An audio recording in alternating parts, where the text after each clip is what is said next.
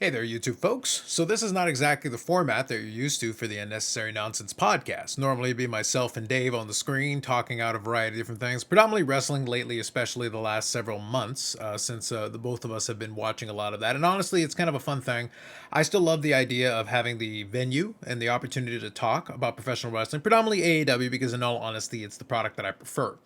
But what I wanted to do is I wanted to come on. So this is going to be this is going to be an episode 139 out of it, even though it's going to be done a little bit differently. And I'll quickly explain why, and then I'll talk about AEW All Out 2022 because I think that would be kind of a fun thing to go through and go through a couple different things and give some thoughts related to it.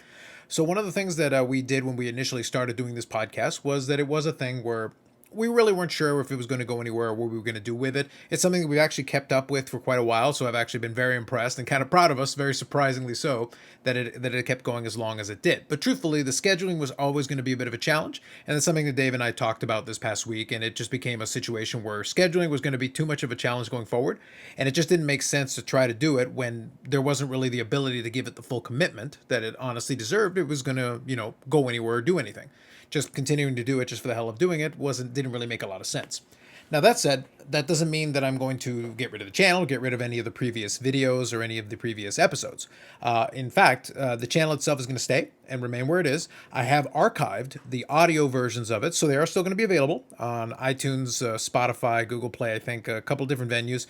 But what's going to happen is episode 138 is going to be the last episode that will be available on that audio podcast feed. What I'm going to do is, as I said, I'm not going to promise or commit to any specific scheduling as far as this is concerned. Although I see no reason why, given if I'm the only one recording it, I see no reason why I couldn't potentially do this for, after Dynamites or after pay-per-views. So that might be an avenue to still keep the feed going as far as the YouTube channel is concerned. So if you are checking this out, you are on the YouTube channel already. So if you want to like or subscribe, then that's a good way of kind of keeping up to see if new episodes come in. I'm going to give it a try for a little bit. That's kind of what I wanted to do because I hate wasting a perfectly good channel that already has plenty of videos on it. And since I do other things on YouTube anyway as well myself, and I'll include some links to my main channel in the description of this one. But I already do enough stuff on YouTube where honestly recording something like this is not too big a deal, and honestly it gives me a venue to talk about it. And down the road I may bring in other voices to kind of contribute towards that. We'll see, and that doesn't mean that Dave can't come back later on and contribute to it in another capacity.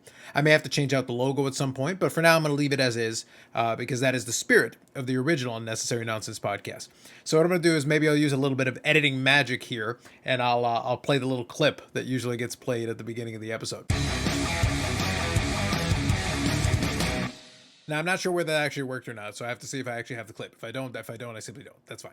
But anyway, so let me talk about All Out, AEW All Out 2022. It was a very long show, a lot of matches, to be perfectly honest, and that's kind of one of the critiques that I've seen about a lot of these AEW shows, and it doesn't look like it's going to change anytime soon. It started with a pre-show 0 Hour, which actually had some good matches on it, so it's one of those things where it's a bit of a mixed bag, and I'm a little bit torn as far as it's concerned, because on the one hand, I still felt like there was value in watching the pre-show because you could check that out on YouTube, and I did.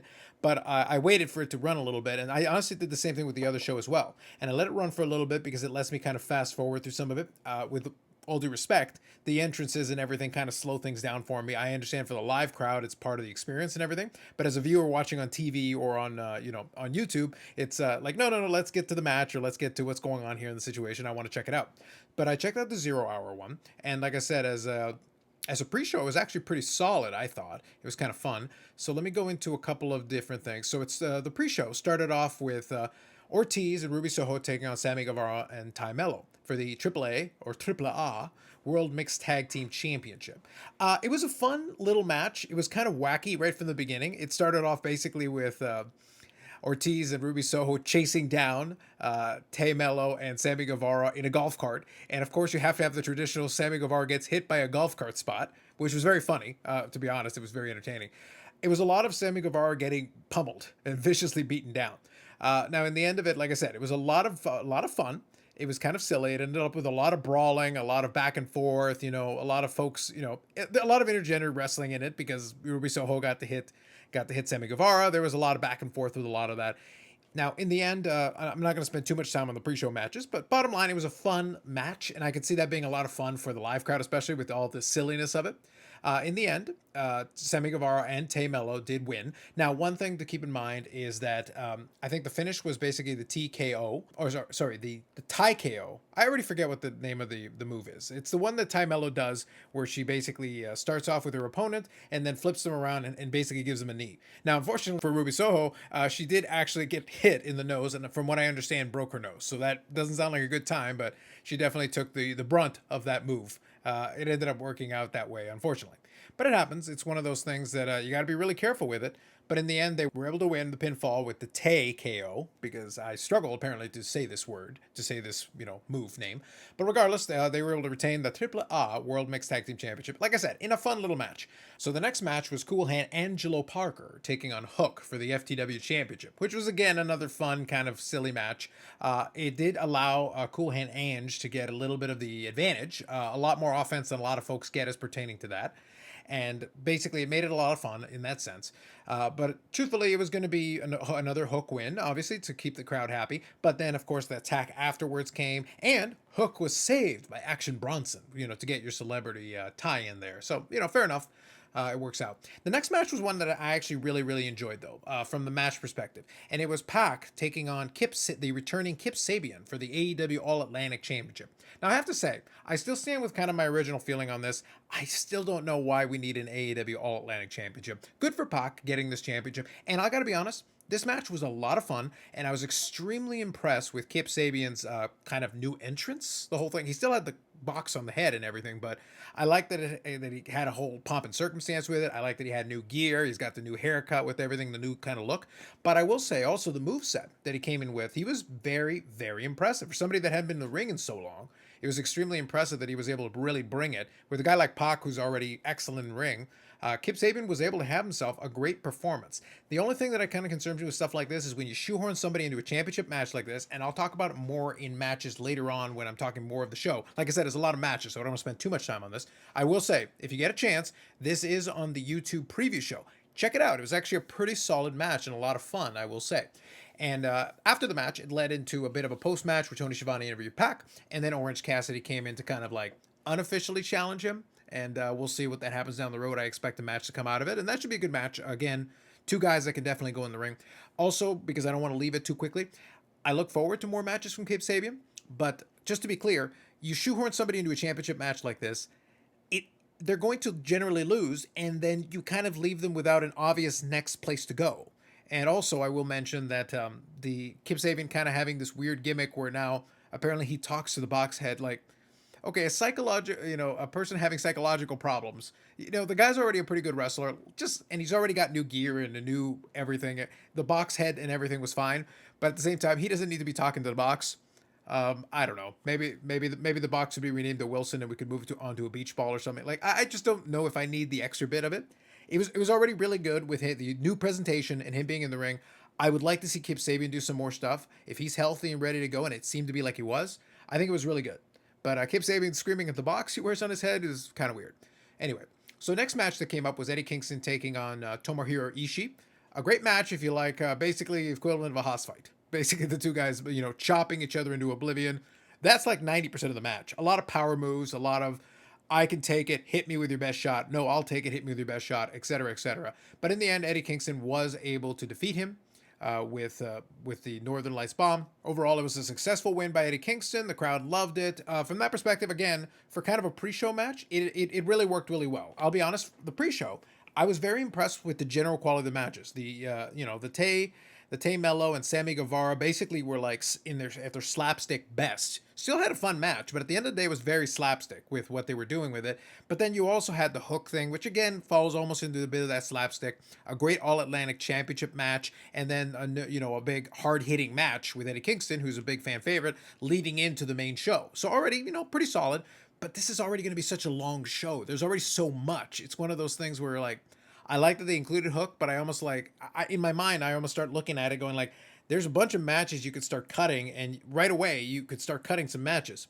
I like the Eddie Kingston match. I like the All-Atlantic Championship match, but you almost could have cut out the Eddie Kingston. You could have cut out the Hook match, and already you're down 2 matches, and you can kind of get into the main show. But if you insist on having it, I can't complain about a free pre-show that includes that much, variety of decent stuff for you to enjoy. So let's move on to the main show. Moving on from there, we got Andrade El Idolo taking on Claudio Castagnoli, taking on Dante Martin, Penta El Zero Miedo, Ray Phoenix, Roosh, and Wheeler Yuta versus the Joker. Okay, look, I'm not going to go into the blow-by-blow of these matches. That's never been my thing, to be honest. A lot of great action. Some of it, spots that maybe took a little bit too long to develop, but I understood what the guys were trying to do. It is a fun match, but at the end of the day, really what ended up happening, there were some questionable strategic decisions. There was a moment where Andrade El Idolo and Roosh literally could have just won the match. One guy could have backed up the other one. One of them could have gotten the casino chip, and that'd be the end of it. Again, a lot of weird strategy that happens with these ladder matches where we have to kind of like suspend our disbelief, going like, so do you actually want to win the match, or do you want to wait until the Joker gets to show up? Because the nature of the match is the Joker doesn't have to show up and you can win the match. So I think one suggestion I would make for AEW on this is really think through these spots a little bit more carefully. The guy shouldn't just be trying to do the spot just to have a spectacular spot. It should be with the idea of, I'm actually trying to incapacitate somebody. That's why I'm doing this crazy thing that I'm about to do. Rather than, I am stalling for time. And it's very clear I'm stalling for time. All of you watch me stalling for time and set up the spot. That's always been a critique that I think AEW has that I think is a very fair one. Anyway, so the end result of all of this was leading into the Joker showing up. And the Joker came out, but not before a bunch of people, mass people came in, and it ended up being Ethan Page, W. Morrissey, the Gun Club, and Lee Moriarty. And then, basically, Sympathy for the Devil starts playing. Stokely Hathaway is the one who ended up grabbing the casino chip, also masked, climbed the ladder, grabbed the casino chip, and all of a sudden, this mystery Joker man comes in. Ooh, the Joker wins the casino ladder match. He's not unmasking. I did like the touch of him, faking like he's going to unmask himself and then not doing it. It was very good. However, and this whole time that I've been talking, I've actually had a screenshot on the screen here for you. And there's a reason I want to do it. And this is why I want to bring it up now. So you can see W. Morrissey there, and you can see the individual who is this mysterious Joker in this devil mask and everything. Okay, fine. Great. So here's the thing. Great move in terms of faking out everybody, not unmasking right away, and then leaving it as an open question who this is. But, okay, look, this is where the spot where people go like, well, I knew it was so-and-so, and we'll get to that at the end of the show. I knew it was so-and-so because obviously, look at their build and everything. Yeah, you could totally make an argument for it, although there are different people that would fit the right criteria of the right body type. However, this screenshot is actually the one that I wanted to bring to your attention. It's a little bit low resolution on the one that I've got on the screen for you, but I will say this. And I don't think this was intentional. It's just kind of a mistake on their part, I think. So there was the bit where they started walking up the ramp. They've already claimed the casino chip. They won. Great. This posse that they've accumulated. By the way, thank goodness. I hope this means Ethan Page will get some more airtime, for goodness sake. W. Morrissey, I'm happy to see him in it for this. I know they basically introduced him last week. And then there's this whole, big group that was being built up. Basically with Stokely Hathaway anyway.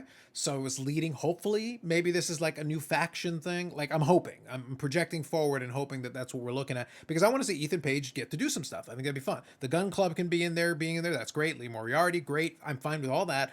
I just want this to be a thing. I just need it to actually mean something for the other characters other than the Joker. Like I said, we'll get to him in a minute. The point is, you can look at the body type. You can do all that speculation. But I'll be honest with you. What kind of led me to the position that 99% sure, at that point, I was looking at the screen and I was watching him do the up ramp and I was playing it on the PVR. I rewinded a little bit just to watch it again. And as he's walking in and he's doing this thing that I've got the screenshot for you, where he's shushing the camera and he's not saying anything and he's just walking up the ramp and everything. Well, the thing is the sleeve on the jacket, and they did a good job. He's wearing gloves. He's wearing a jacket, all black. Basically, he's wearing this mask. You can't really see anything.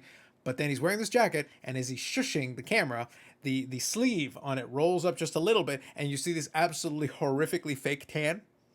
And at that point, I'm like, guys, and I'm watching it. I'm like, all right, well, that's I'm 99.999% sure it's MJF.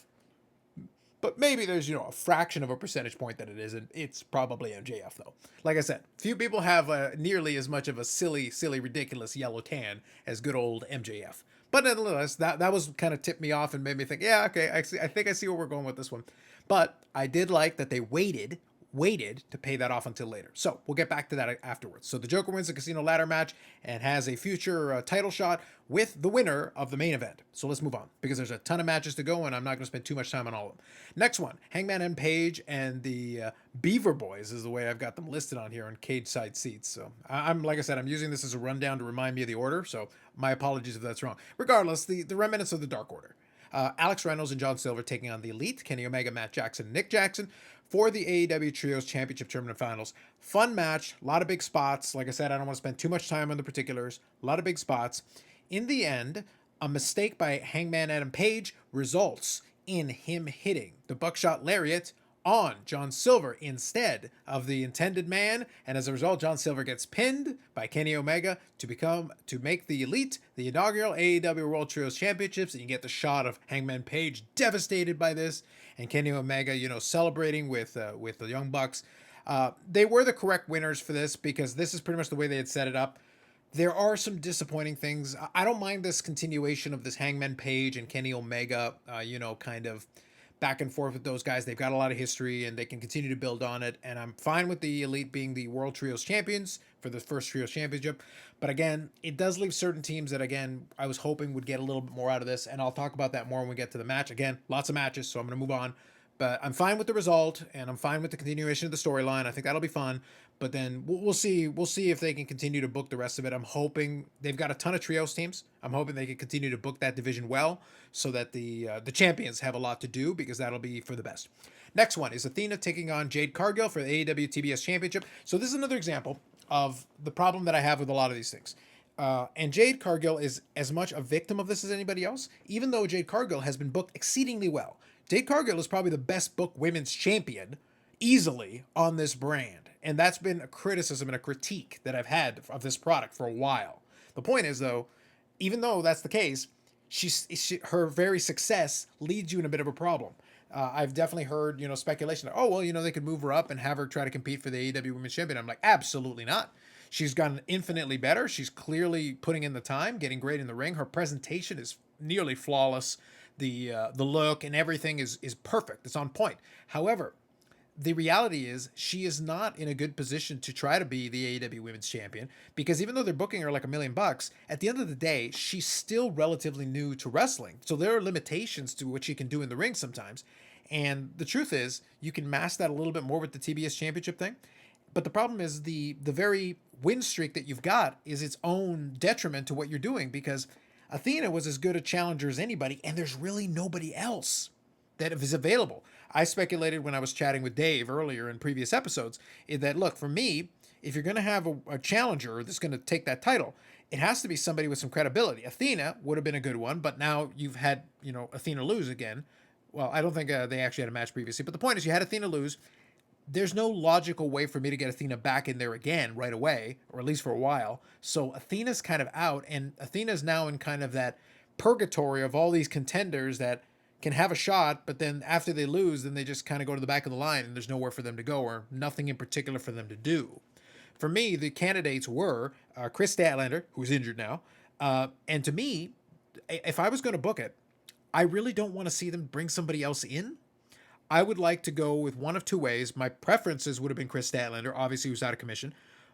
Jamie Hayter, to me, would be an excellent candidate to become the TBS champion and actually be able to defeat Jade Cargill because that would make a lot of sense. She already has a lot of momentum, and she basically, her power game is part of the character she portrays. So she would be able to potentially to overpower Jade Cargill and really present that kind of a challenge that would make a lot of sense if you were going to go that route. Another one, if she was fully contracted to AEW, would be like a Killian King.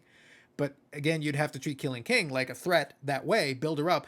But you cannot have an endless array of these challengers who get like a one-off with Jade Cargill, lose, and then we really don't see them again. Like it doesn't work long term. And a lot of the other women that are in that position are not right in the correct position to be able to really challenge that way. So like you've got yourself this problem. To me, the solution is Jamie Hayter, Jade Cargill at some point, because right now Jamie Hayter may have something coming up here, and I'll talk about that when we get to that match. But to me, that is the answer to two things. The crowd wants Jamie Hayter to be a champion. Her and Jade Cargill would be a good match to set up. And if the result is Jamie Hayter being the one to end that win streak, I think that would be just fine. And I don't think the crowd would mind. And it would still mean that Jade Cargill had a great run. And it would be a legitimate opponent to defeat her and actually break the streak. And you need a legitimate opponent. Otherwise, you wasted all this momentum you built up with Jade Cargill with all these wins up until this point. Anyway, let's move on. So Jade Cargill wins by pinfall. With Jaded to retain the championship. Fair enough. Now, the next match, again, falls into this category that happens a lot on AEW pay-per-views. And this is something I fully acknowledge and admit. I can enjoy these matches, but at the same time, it's almost like I'm looking past these matches to something else with a little more significance. Because we had FTR with Cash Wheeler and Dax Harwood and Wardlow taking on Jay Lethal and the Motor City Machine Guns. Now, if you ever had the chance, check out some of the old school videos and matches on the Motor City Machine Guns. They're excellent. They're an excellent tag team. Alex Shelley and Chris Sabin. But the reality is, like, and I don't mean this to downplay this, out of all the matches on here, while I'm never going to criticize you for having Wardlow on the show and FTR on the show, we've got so many matches, and this was a great match, and the result, the post-match here, we got a good result out of it, but the match itself almost had no consequence to me. It was like, yeah, we had a match, and it was a good match, by the way, no doubt. Go check it out if you get a chance. But the point is, like, it was a vehicle to get us to the end of the match, and it was a vehicle to get us where we got. So anyway, like I said, they had a great match, a lot of great wrestling in there, a lot of great moments. FTR and Wardlow win by pinfall. The Powerbomb Symphony from Wardlow and Jay Lethal ended the match. Post-match, there was a little bit of surrounding the ring by Sanjay Dutt, Saddam Singh, and the Motor City Machine Guns. They're about to attack them, and then here is the music. Samoa Joe is back. Again, this match was a good, solid match, but it was really just a vehicle to get Wardlow the win, great, and to get Samoa Joe back. So fair enough, fine, but I'm just pointing out, like, this is what it is. Here we go. Anyway, moving on. And, feel good moment with Finley Harwood, Dax Harwood's kid. So awesome. Great job, guys. You got the moment with the crowd. Awesome. But again, the match itself almost became inconsequential. It was like, Samoa Joe's back, and Dax Harwood's kid gets a pin. Awesome. Good times, guys. Anyway, next, Absolute Ricky Starks versus Powerhouse Will Hobbs. To be clear, I love Ricky Starks. I love where he's been going with. I love the whole Powerhouse, the new theme music and everything. I like his entrance and everything. This match surprised me a little bit, though. Although, I do prefer the result that we got. And it was kind of weird because, Ricky Starks had a lot of fire, a lot of big moments and everything. But then Powerhouse killed him with a spine buster in one cleat. And I was like, I just kind of sat on the couch and I just started laughing. I actually like it. I'll be honest, because I think Powerhouse is great. I think Ricky Starks is great too. But again, this is one of those situations where, like, well, Ricky Starks lost clean. Powerhouse was just great. He was just too powerful, and he hit him with an amazing spine buster, and it ended the match, and that's it. Powerhouse wins. Which, by the way, great. Good. I'm happy. Just straight up. No shenanigans, no silliness. Powerhouse just basically spine bustered the guy through the mat and won. 1, 2, 3. Awesome. Powerhouse now needs to move on and do something else. I want to see him get into the mix, do something else, and I think that'll be exciting. I just don't know what we do with Ricky Starks, because I like Ricky Starks' presentation. I like that he had new gear and everything. I think he can definitely be a star. I think that'll be very exciting and a lot of fun. But I want to see, like, and I'm hoping this is like a launching point for Powerhouse to continue. And with his new gimmick, his new entrance and everything, I want to see him continue forward and potentially have some great matches with some folks. I want to see him in the TNT Championship mix. I want to see, there's a lot of possibilities, and I want to see that for Will Hobbs. I think that'd be very exciting. Next, Tag Team Championship. Swerve in Our Glory taking on the Acclaimed. The crowd was into the Acclaimed, and they turned on Swerve in Our Glory, which, by the way, I liked. And I liked that Keith Lee kind of played along with it, and Swerve Strickland kind of played along with it, and it worked out. And Anthony Bowens and Max Caster were playing their role, and Anthony Bowens was playing up the injured knee all the way through. Again, a fun match for what it was. The crowd was very much so. They wanted the Acclaim to win. Now, again, this is where we run into danger, and I've said it before and I'll say it again. AEW has to be very careful with this. The Acclaim has now reached a point where they are right there all the time. They're kind of just hanging around. The crowd really wants them to win. And at a certain point, you can't keep holding it off on them. Swerve in Our Glory is weird because, like, they were kind of just shoehorned together. I'm glad for them that they're champions. And I'm actually okay with them winning this. I'm hoping that maybe this means somehow they end up back in a rematch. Not immediately necessarily, but maybe down the road they work this into a rematch where maybe the Swerve in Our Glory really plays out flat out heels right from the beginning. And then maybe that's where the Acclaim gets it. Because the Acclaim is right there and maybe should be considering looking at them for that tag team championship here. Otherwise, if you want to see a match with a lot of great crowd reaction, this was a good solid one. Like I said, it's a very long show, so I don't want to get into too many details here on this. All right, next one. The four-way match for the AEW Women's Championship, the interim AEW Women's Championship. Dr. Britt Baker, DMD, Hikaru Shida, Jamie Hayter, and Toni Storm. This one got hurt quite a bit because the result of the Swerve in Our Glory winning kind of hurt the crowd. They weren't excited about it. They were kind of deadened by it. Not a big fan. And at the same time, by the time these women came out, the crowd was a little bit like, this card is going a long time. And you had a real divide here. And I was concerned about it when they called it a four-way match. When Thunder Rosa had the little weird speech in the back where she basically sounded like she was relinquishing the title, but then they're going to do the interim, which AEW loves to do. Tony Khan loves his interim titles. Fine. But at the same time, look, I understood a lot of this, and I understood where we got to. And I'll get to that in a minute with this. But you are playing, once again, a dangerous game with this division that's already so poorly booked. You have the four probably best women qualified to be in this match. I don't have an issue with the combination technically, but at the same time, it still doesn't make sense. Britt Baker is always in the mix. You kind of get that that's going to happen. Hikaru Shida was a longtime champion. I get it, but she also hasn't really been in the mix in the last while anyway. She's been off in Japan. She's been back, off in Japan. She's doing stuff, but like, you haven't been thinking about her as a contender, but she's technically always kind of a contender as a former champion. And like, so I'm not completely off on the idea, but okay, she's there. Jamie Hayter, again, I get it, but for me, like I said, I hate putting people in a position where they have to eat a pin. I don't like it because, and this is where I think this booking hurt this match. In my mind, going into this, because you were going to get Toni Storm and Thunder Rosa originally, so logic would dictate that you're like 99% sure Toni Storm is the one who comes out of this match the winner.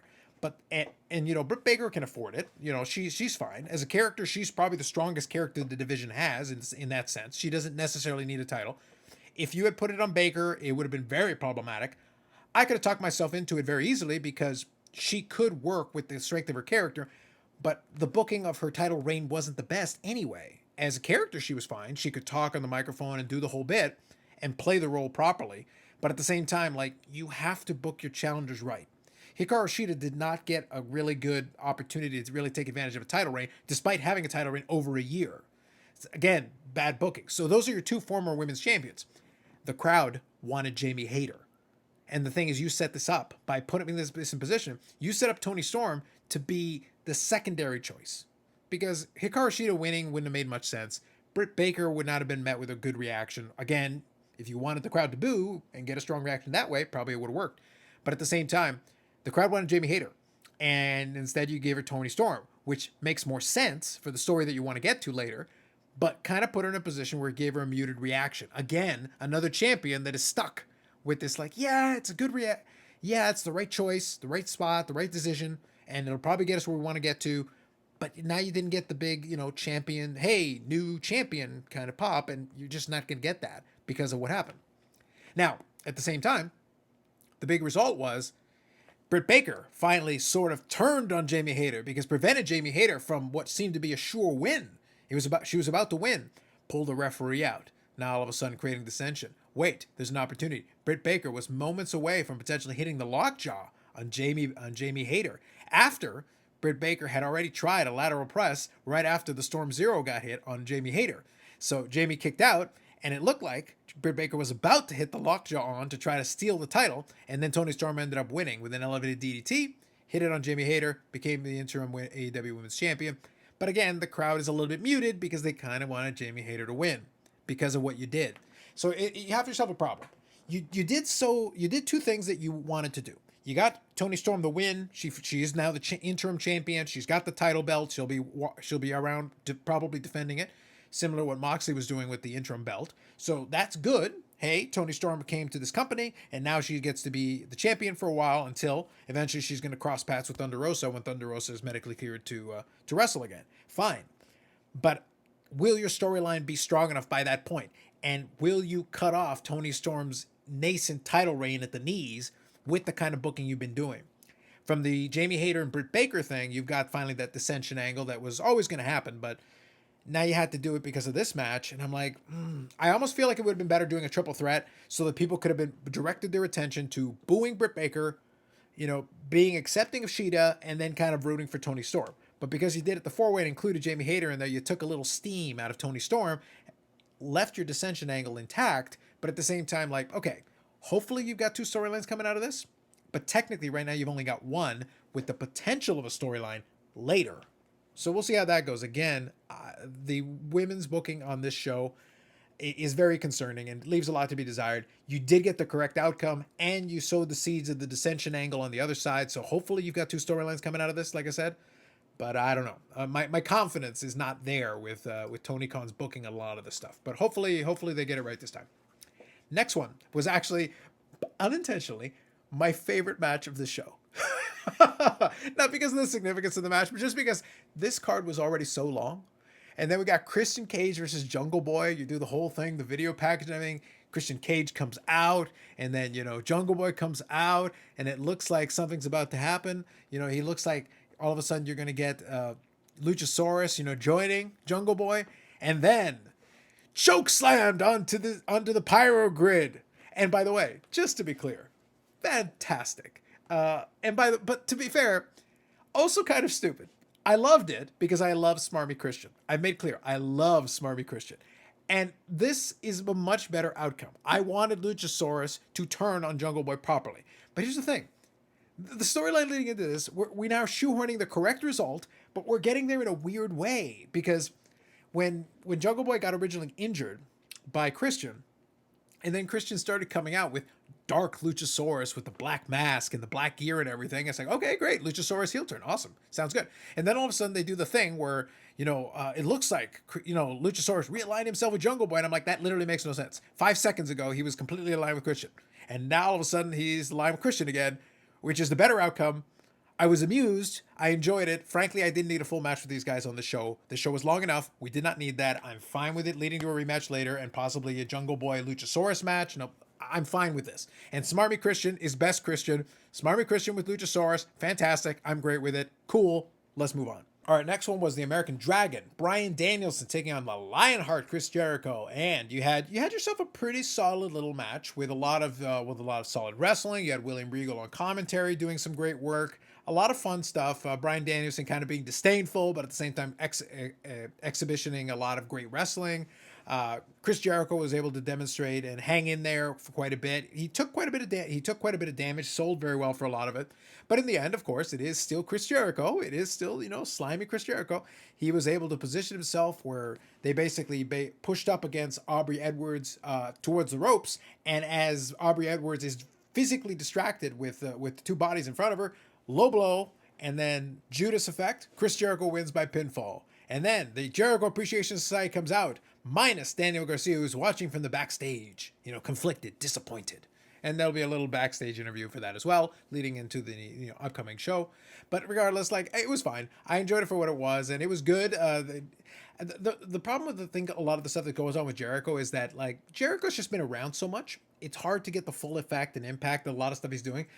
Bryan Danielson working with him is fun, but at the same time, and the whole thing with Daniel Garcia is kind of a fun little twist on this.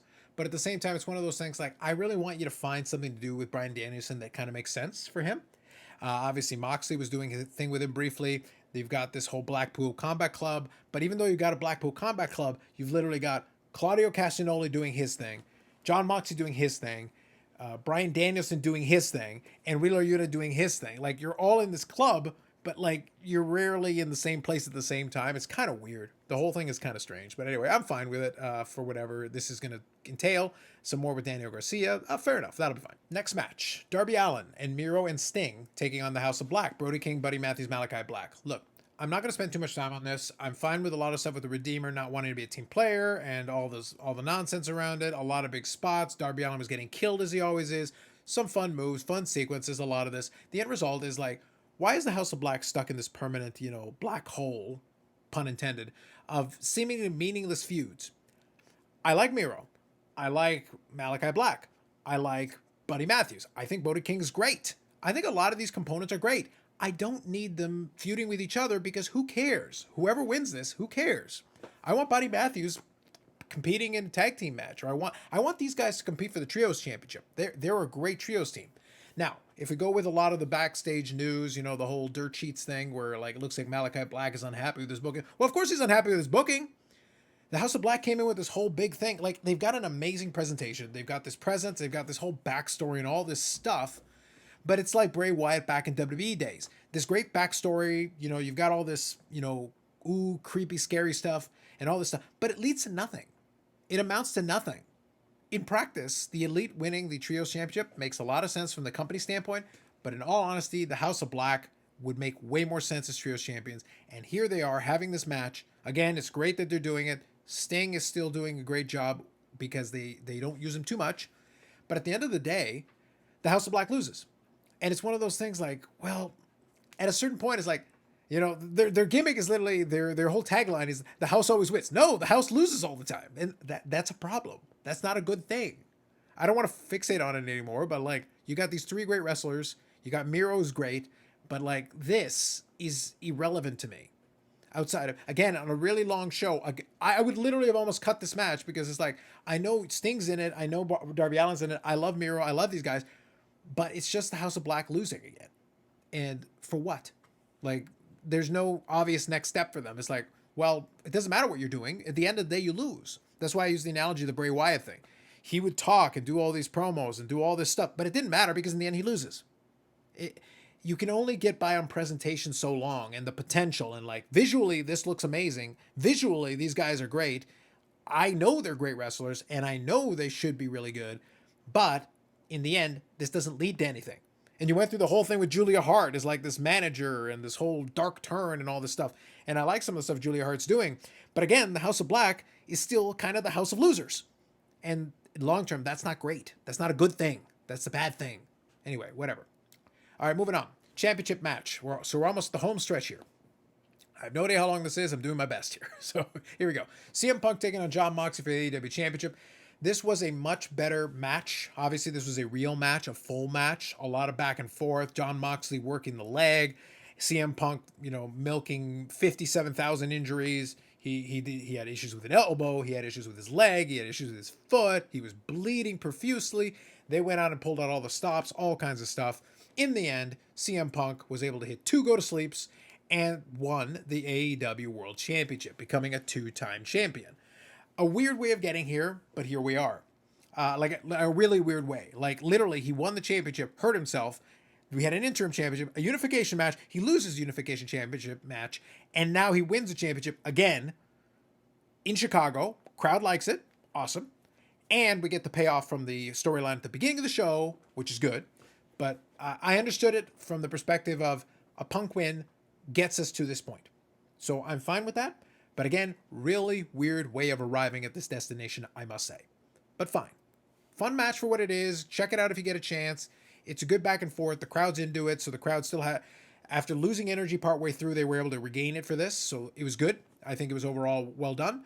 Moxley did a great job making this work to the best of his ability. CM Punk was selling a whole bunch of stuff. Like they put together probably the best match they could have at this point in time. Who knows how healthy Punk really is coming off the foot and everything. So the whole thing is weirdness. So in the end, the result is fine given what comes next. So CM Punk is celebrating. The lights go out. So now you get an audio message playing in the arena of a voicemail from Tony Khan about someone's continuing absence, admitting they'll swallow a bitter pill for the fans, promising a spot in the Casino Battle Royale and a payday, and no need to sign an extension. I wonder who that could be. He just has to show up. Final offer. Plays a clip of Punk from Ring of Honor about the Devil Plays. The Joker from earlier unmasks, viewed from behind.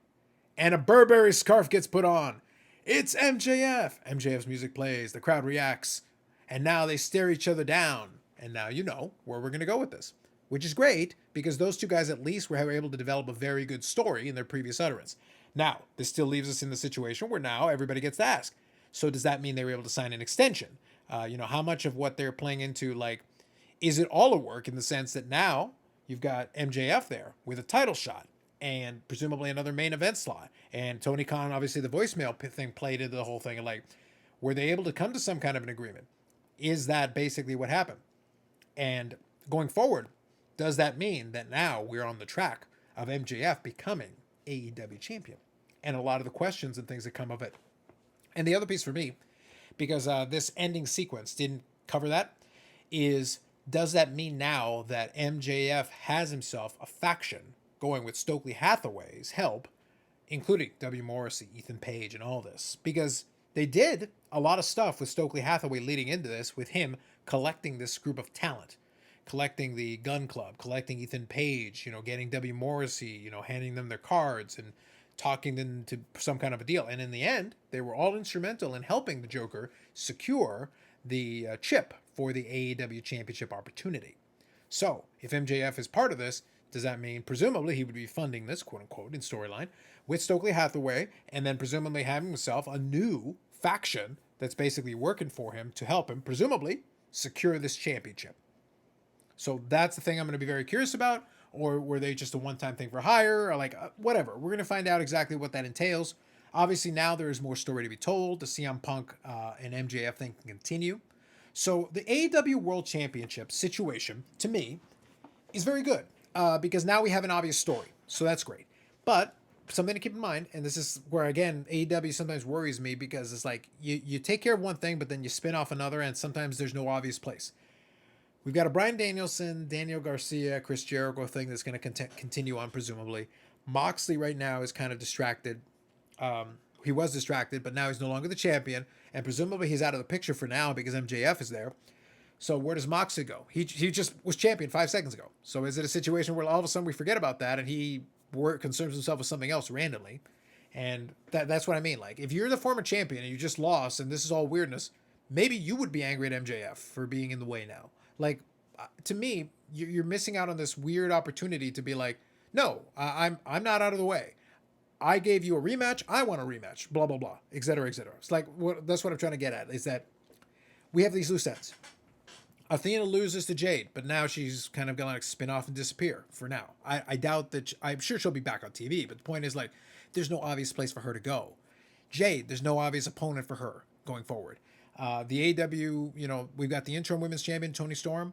Hopefully she's actually able to get a victory speech on TV to try to give her that, because Thunder Rosa never got that. Again, that women's division, that championship has been booked terribly. Jade has actually gotten a lot more time to actually speak. Even backstage, she's at least gotten a chance to say things, utter her catchphrase, do something, as opposed to, and have her own little faction, as opposed to what, Thunder Rosa had. And for the most part, it hasn't been booked very well. And so we'll have to see. Like, I don't know who the immediate challenger is. I would expect that Britt Baker and Jamie Hayter are going to spin off into their own feud here based on this dissension. That's my expectation. So technically, that pushes Britt Baker out of the picture. Technically, that pushes Jamie Hayter out of the picture for the moment. So then who steps up to kind of occupy that place and give Toni Storm somebody to play off of for the next little while until we eventually get to the Thunder Rosa thing? My hope is that they book her strong and that they keep her busy so that it helps her going forward. We'll see. Like I said, my faith is lacking. The All-Atlantic Championship, I still don't know why it exists. It was a fun match. The Orange Cassidy thing should be fun when they get to it. That should be cool. But again, it's just another championship. The AEW Tag Team Championship situation, maybe a rematch. I'm not sure how that's going to come of that. That'd be interesting. The Trios Championship, hopefully we'll have some good matchups. But again, Bobby Fish is now gone. So the whole thing with Adam Cole. And then I think Kyle O'Reilly is injured. So that Trios team is out. The Lucha Brothers are kind of busy at the moment. So, we'll see. There's a lot of weirdness right now. If Death Triangle can also kind of do the Trios thing at the same time, they could be a contender for it. But right now, we had a ton of Trios championships. This is where, again, the House of Black would have made a very logical team, but they just lost 5 seconds ago. And we don't know what their current future holds. So it's like, this is all kind of weird. What happens with Miro next? I've got more questions than answers.